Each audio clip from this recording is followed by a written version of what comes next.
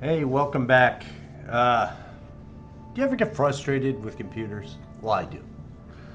And I never claim to know everything about computers, and sometimes with my old head, I start to forget certain things and settings, and you get set up in a circle of problems. Well, I recorded this video with no sound before because for whatever reason my settings changed. Call it a Windows update or something, but my software, um, I guess I can go we'll go take a look. My Radian software here, um, it just decided to not want to record my microphone in a actually, that's wrong. It recorded video in one file and audio in another file, and I guess that's really great and everything, but the problem with that is I don't have any editing software. I used to, but since I've put together a new computer, I don't have any editing software.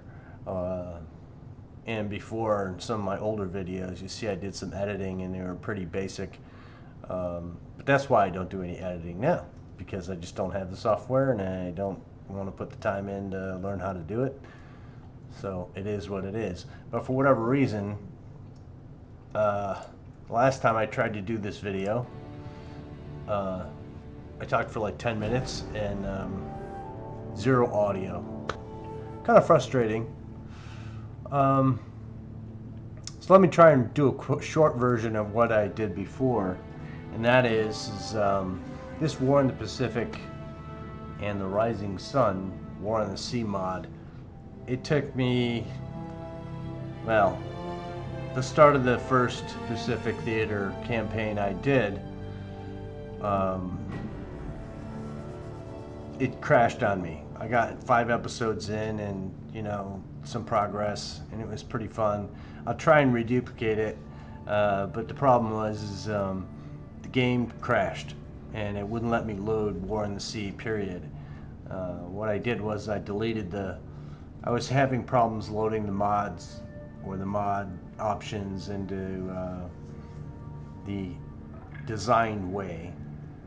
So what I did was I asked for some help, and a YouTuber out there that I watch and I subscribe to, Darthvegan. If you haven't seen his videos, I really highly suggest. It's Darthvegan, one word, and I contacted him in one of his videos, and I said, "Hey man, I need some help. You're playing War in the Pacific and the Rising Sun right now in a playthrough. I've really enjoyed your videos, but I'm having the darndest time trying to play this mod of the game because the base game itself is kind of a joke, for me anyway. The premise is there, but the features aren't. You want to have multiple ships and different maps and all those kind of things. And I think basically this, if you go to campaign here, there's usually, in the base game, it's just Watchtower and Guadalcanal, the Americans or the Japanese, whichever side you want to go. And then War Pacific, Rising Sun, and Abdicom. Seems like they're all in here.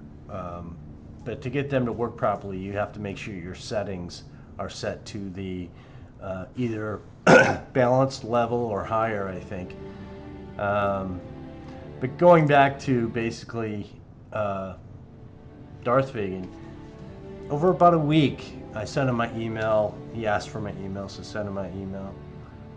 And he very painstakingly helped me get through the updating of Operation, or what is it, the Apollo all-in-one mod, which I had on before, about a year when it came out, and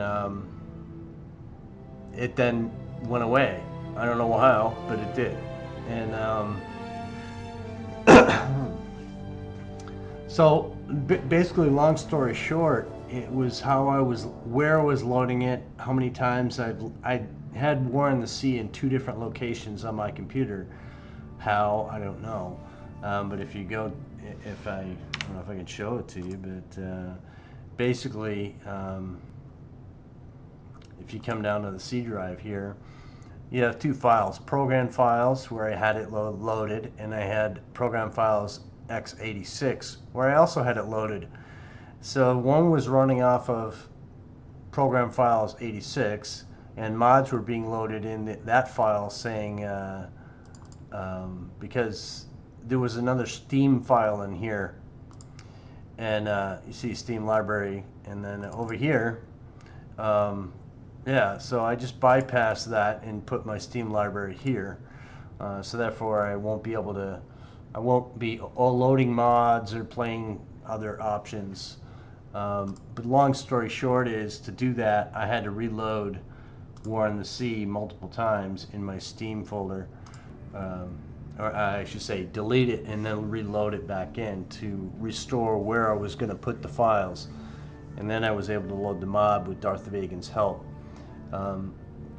Over about a week of probably close to 10 correspondences back and forth, and snap pictures, shots, snippets of files, what I was seeing on my computer and what he wanted me to see from his computer. He figured it out and straightened me out and got me to where I am right now. So I'm very happy.